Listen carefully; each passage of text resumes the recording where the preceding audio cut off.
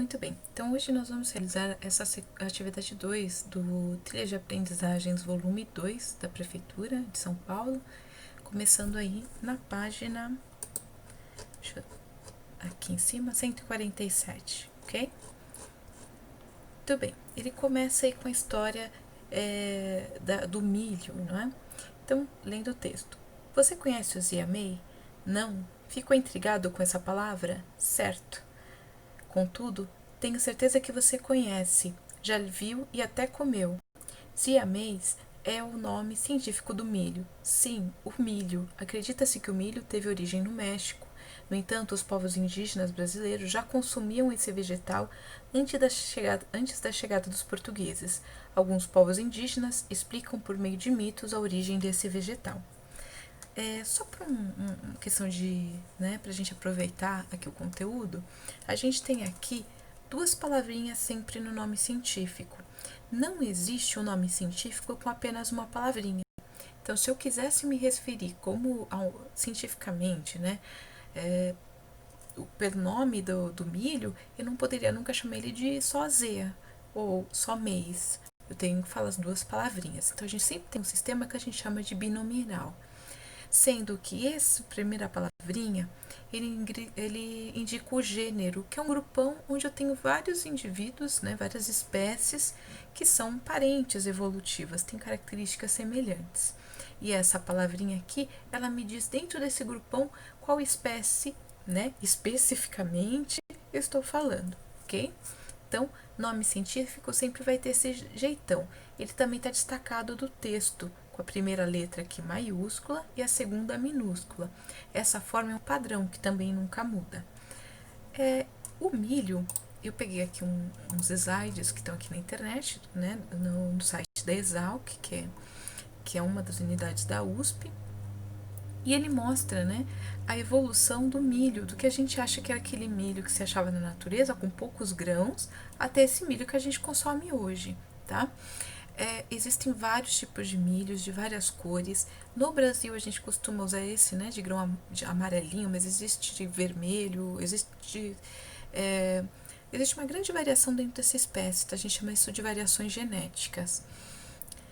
E por que a gente tem essa variação no formato do milho? Porque o homem, ao longo do tempo, ele vai selecionando aquelas características que para ele são mais importantes. Então imagina que o índio chegava ali, encontrava um milhozinho assim pequenininho, E ele ia escolher para plantar no seu roçado uma próxima geração de milhos. Ele não ia pegar aquele mais pequenininho, mais pequeno não existe, menorzinho, mais feio. Ele ia pegar aquela espiga maior, mais cheia de grão gordinho, cheio de alimento, E ia plantando apenas as melhores sementes.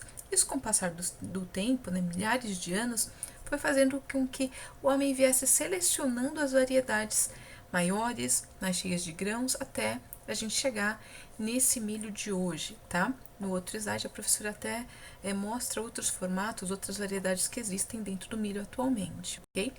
É que a gente costuma conhecer mais esse aqui, O padrão ali que a gente compra nas festas juninas. Então, voltando aqui, a gente vai começar aqui a falar da lenda do milho. Então, nesse trecho, eles vão contar para vocês, a história de como uma tribo indígena específica do povo Apinagé conta a história, a origem do milho, Porque quando a gente tenta criar uma explicação, muitas vezes as populações recorrem a mitos, a representações que vão tentar dar conta de responder uma questão. Nesse caso, qual seria a origem desse milho, ok? Então, vocês vão realizar aqui a leitura. Atualmente, o milho é consumido por povos do mundo todo e de diversas formas, in natura, como farinha, congelado, em conserva e outros.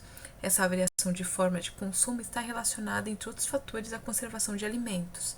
Segundo o Guia de Alimentos Regionais do Brasil, o milho, após ser colhido, perde sua qualidade rapidamente. Em condições ambientes, dura no máximo um dia. Na geladeira pode durar até 3 dias. Sendo assim, o ser humano criou formas de conservar os alimentos. Dentre os processos de conservação de alimentos estão conservação por calor, não é? Aqui a gente vai ter vários métodos, né? Cabe a leitura de vocês, mas eu vou dar alguns exemplos. Por exemplo, o leite, quando a gente compra, está lá na caixinha dele escrito pasteurizado, ok? Leites e iogurtes. O que é essa pasteurização? Ela é uma técnica em que a gente eleva a temperatura muito rapidamente desse produto, depois reduz essa temperatura também bem rapidamente.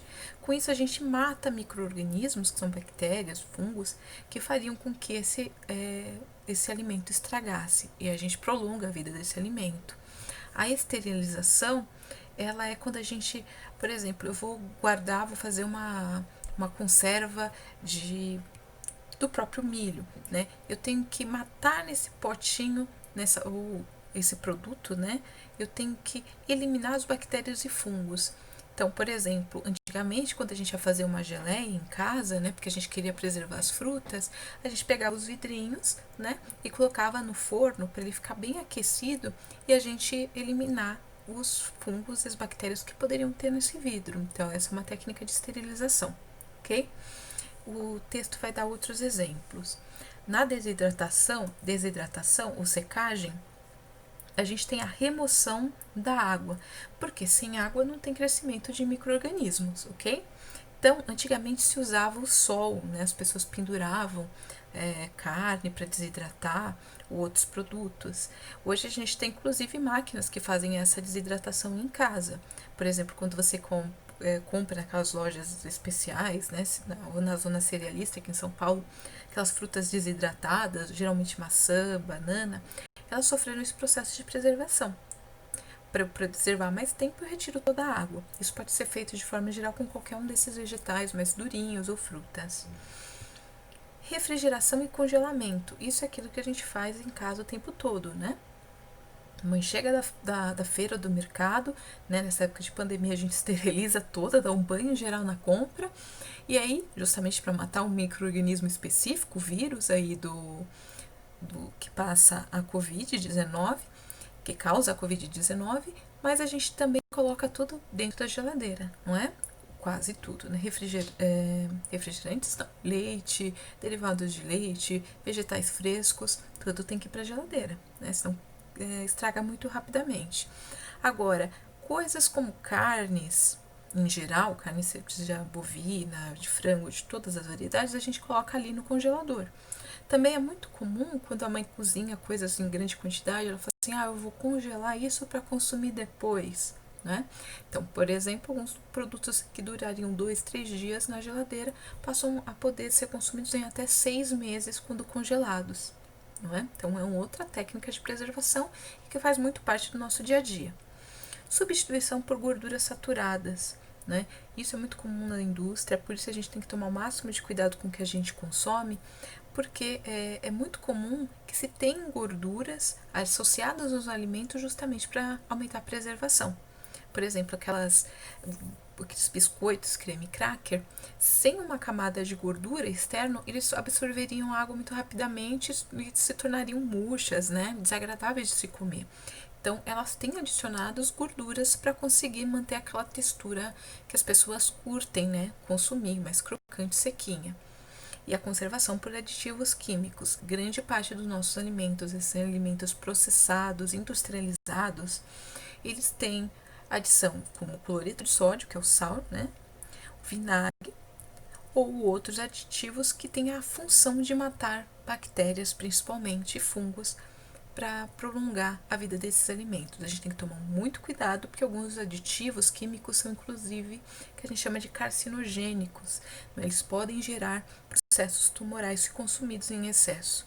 Então, é sempre aconselhável que a gente priorize na nossa alimentação coisas que não sejam muito processadas, porque normalmente a gente vai cair nessas técnicas de preservação que ou vão colocar aditivos químicos ou carregar de gorduras saturadas, que aí a gente pode se comprometer com problemas como colesterol elevado, que leva a acidente vascular cerebral e infartos do miocárdio, né? Infartos do coração, com o passar do tempo, né? Considerando aí anos de consumo desses produtos. Então, ao longo do tempo, o ser humano deixou de consumir excessivamente alimentos in natura e passou a consumir alimentos processados. Essa transformação na alimentação está relacionada a mudanças da vida dos seres humanos, que se distanciaram da produção dos alimentos e cada vez mais têm menos tempo para se dedicar ao preparo de alimentos. Então vamos praticar. A primeira parte, né, a primeira atividade, ela vai pedir que você pense aí em como será que o homem preservava os alimentos antes da invenção da geladeira. Então, para pensar, antigamente, lá sua bisavó, trisavó, né, elas não tinham geladeira em casa, não tinha nem energia elétrica. Como será que elas faziam para que a comida durasse mais tempo?